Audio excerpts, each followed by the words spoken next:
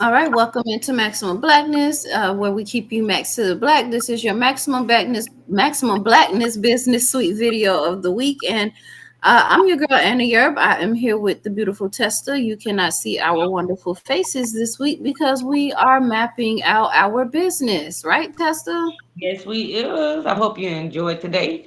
Get some lessons out of it. Thank you for getting us back in your lives. Happy to be. Amen. And don't forget to like, share, and subscribe. So let's jump right into it. Now, we told you guys we were going to help you map out how to start your business. So this is going to be video part one. So this is you, okay? I don't care what you look like, where you come from today. This person is you. Now, you have figured out that you want to start home a home cleaning business, right, Testa? That is correct. Now, there are many steps that you're going to have to take in order to get your home cleaning business going. Now, one of those steps is going to be choosing a name. How do we choose a name for our business, Tester? Well. It ain't as easy as you think.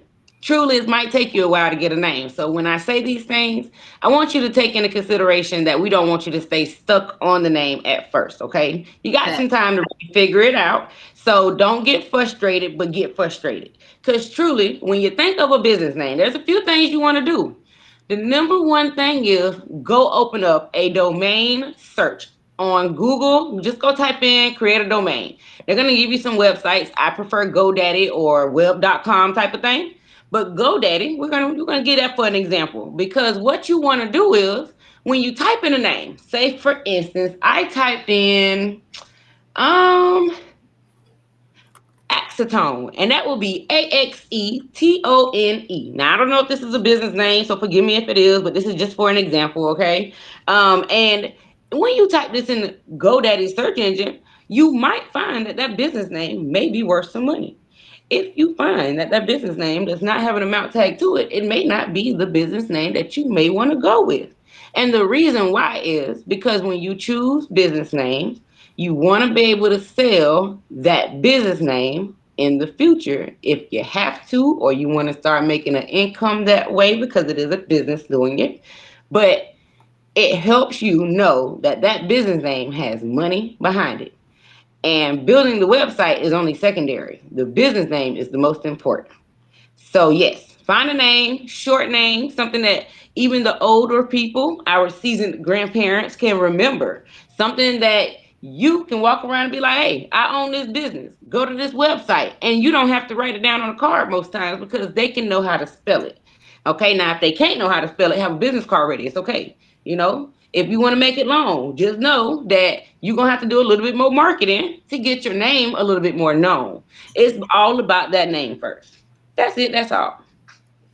okay? So you got your domain name, and don't think that you're stuck with GoDaddy. GoDaddy is a great site, but you have several websites that offer you great domain names. But GoDaddy is top notch, so I do recommend you guys go check them out. To find out what domain name you want to use. Gosh, that's kind of a tongue twister. But anyways, after we get you going on on your domain name, and it's okay if you don't figure it out right away. I know sometimes I start things and I don't come up with a name until almost the end of the process, but it's something you need to think about because it's important. It's going to be the face of your company, okay? Yep.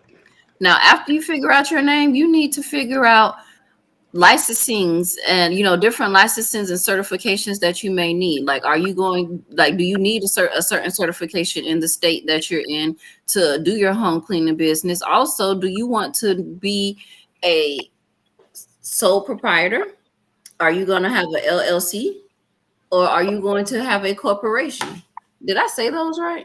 Oh, you said all of that right. And truly, this is all based on levels, each one of them.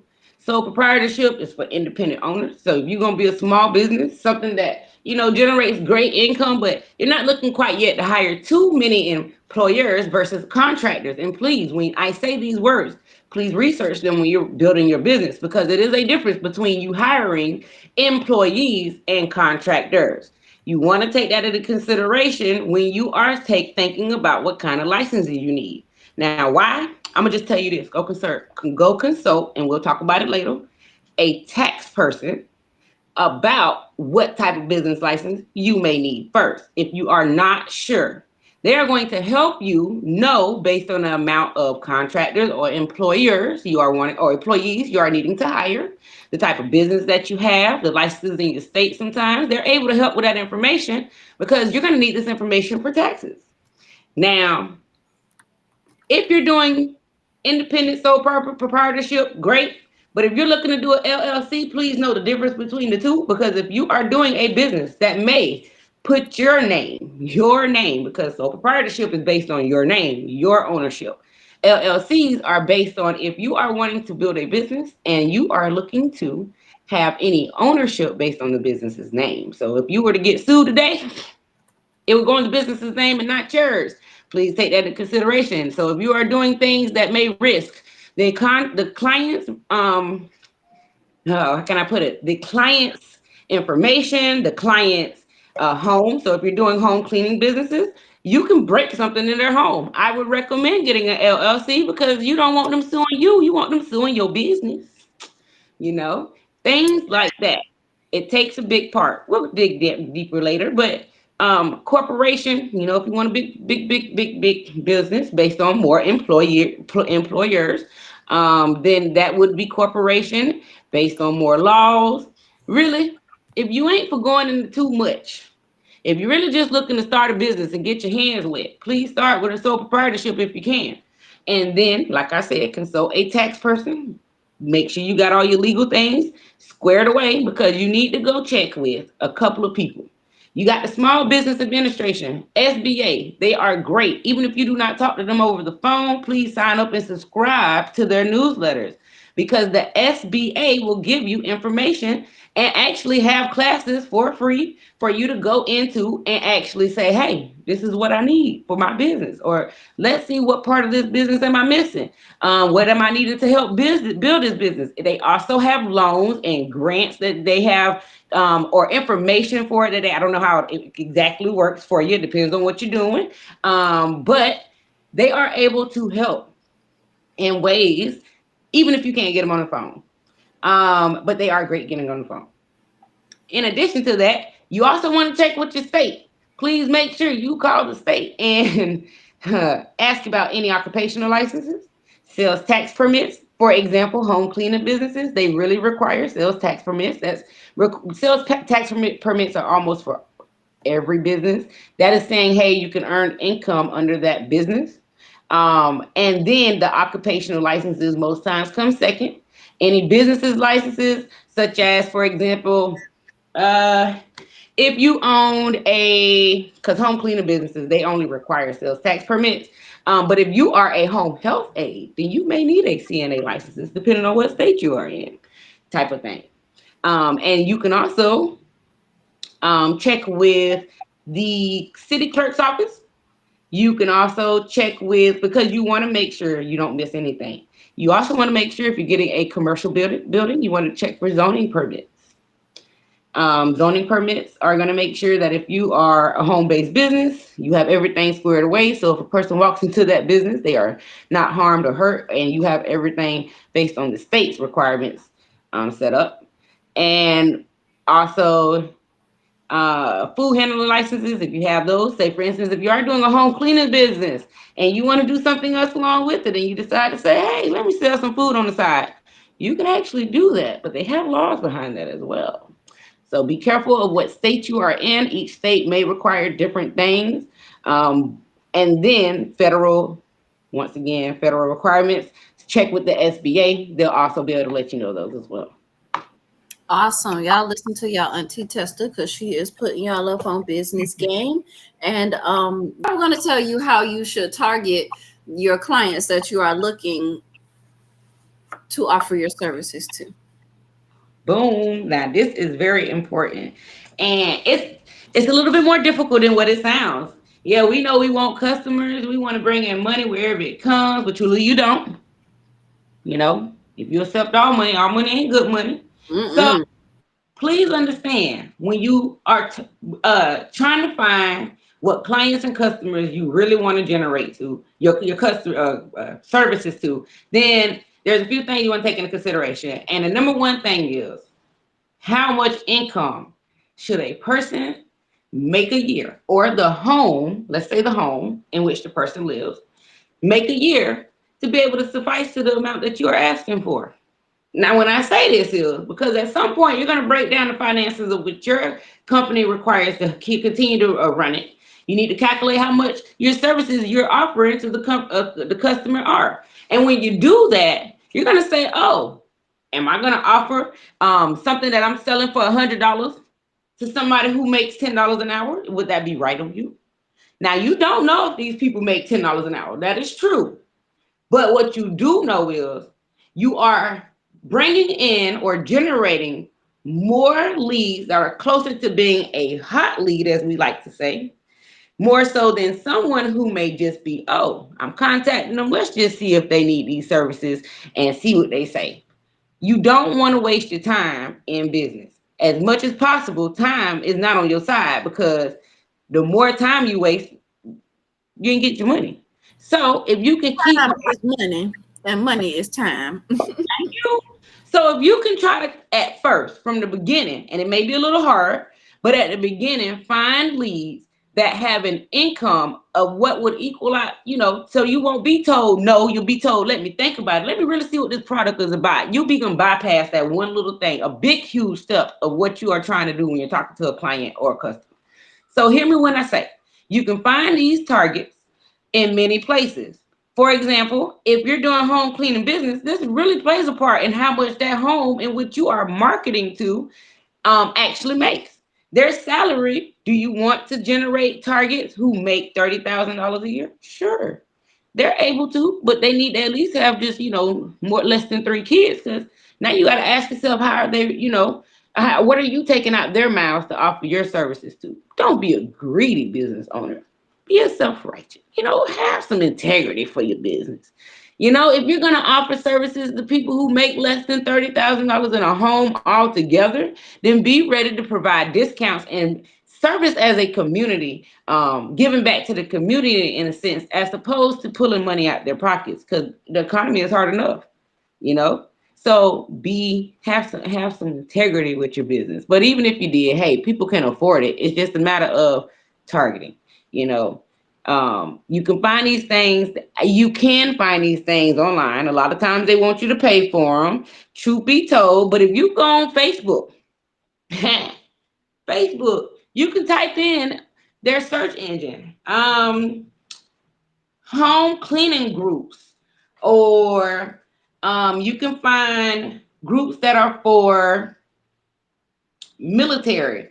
What are people who have been in the military, people who have doctors, things like that. Find their emails or their phone numbers on there, or find a post that they have so you can respond to it and be like, hey, I can help. Another one is next door. Next door, kind of, people be sleeping on them, but if you go on next door, there is a lot of people who make money generating customers on nextdoor.com. Now, please do not be afraid that someone is going to find you on Nextdoor unless you give them your information, okay? They actually post a post, be like, hey, start a whole page, create a page for your business and all. People actually pick up. LinkedIn, another great one. Home cleaning business. Okay, but now if you want to make some more on your income, say you already started, you need to get more customers, more clients. Then hey, let's say if you go on LinkedIn, there's businesses on there that needs to be cleaned. They ain't paying nobody. Go put in a bid. Okay. And if they is paying somebody, let's see what we can do to make them, a better offer. Talking to them, connecting one-on-one, starting conversations. Don't just dive in and be like, hey. Yes, that is one thing I have to do at work. If you don't sound like you're just trying to sell something. When you do finally get somebody on the phone, don't sound like you're just trying to sell something. Sound like you're trying to be the resolution to their problem, okay? Woo, And I that was is also gonna say, if you have like certain people that you think that you could target for your market, or that you are know in your market that you are trying to target for your services, do surveys with them. Start asking people what they do or don't like, or what they do or don't need with your survey. So that'll help you, kind of narrow down who you're targeting as well. Boom, because that's gonna tell you like, hey, they don't want this. They already, this ain't what they want. This is what they do want. I can offer this today. And even to piggyback, because you made a great point. Like, please understand when you reaching out to these targets, it is a funnel system. We are gonna speak on funnels later on down the road because I like to break down funnels in a way a lot of people don't. A lot of times funnels are made for corporations, not for independent businesses. So I'm gonna break that down for you. But let's just say today, if you was to funnel this situation in the right way for a target, this is how it should go. Even if you send an email, hey, what's up? How you doing? My name is Tamika or Testa, and I am going to be providing you these services for a lot of my clients. I was hoping to get in a connection with you and see exactly what you may need, or if we can even just have a conversation over lunch because offering lunch actually gets them in the door to listen to you. Okay, even if it's just coffee, 8 o'clock in the morning, because these people be busy in the middle of the day. Please do so. Okay, manage out how many people you can give coffee to a month. Boom. But pretend like you care, even if you don't, because a lot of times it's hard to show empathy, sympathy, and all that great stuff. So please do a good job at that and get them to have a conversation with you for 30 minutes. All you're going to do is write it off on your taxes. Come on now. Boom. Thank you. Them coffees you buying and the dinners that you're taking people out to, the lunches that you're trying to get people to listen to you, write those out, keep those receipts and write it off on your taxes for your business. Ow. Thank you. And email, that's really for emailing and phone calls because those are more direct. They want to know what the hell you want from the gate. But say, for instance, you're on LinkedIn, Nextdoor, Facebook, social media type of things, look at Instagram, things like that. Cool. You want to kind of do this. Hey, what's up? How you doing? I really was, on here searching, seeing some of your posts. I like to get to know more about you. Maybe we can have a conversation. Boom. Don't say nothing else. Or actually ask a question. You never want to leave the conversation closed. You want to leave an open-ended question for them to respond back to you. Please do that every time you talk to them. It should be something for them to respond back to. Now, after the second or third time, be like, look, I'm going to this event today. And you want to try to start this with people in your area so you can connect with them. But if you can't, cool. But if you're not doing an event in person, I'm going to be looking at this event online today. Would you like to join me? They're going to say yes or no. But even if they said no, be like, cool. Try them again later because they didn't say never. Okay? You never stop asking until they say hell. Until you say hell no, or somebody that just don't want to talk to you at all, don't stop asking. Keep on going. But I really think this is a good place for us to stop at for right now. Good. Because we're gonna talk more about your targeting about how to target your market, those clients that you want to go ahead and get to buy your services pretty much. So next video, we're going to start off right here. Again, we're going to continue talking about targeting your market because there's so many other things that we want to touch on, and excuse me. And we definitely want to continue to educate you. Huh? Can I say one thing for you close off? Mm-hmm. I've said all this about targeting, but while you're doing this and waiting on us to come back, please generate a list. Don't hit people up and you ain't copied what their name was and where you got their name or their email or anything from because you can't go back and connect with them. So I need you to build a list on every person that you connect with. It takes time, but it's going to help you. That's it. Does. And we want y'all to stay maxed to the black. We got more videos coming out. We got more things to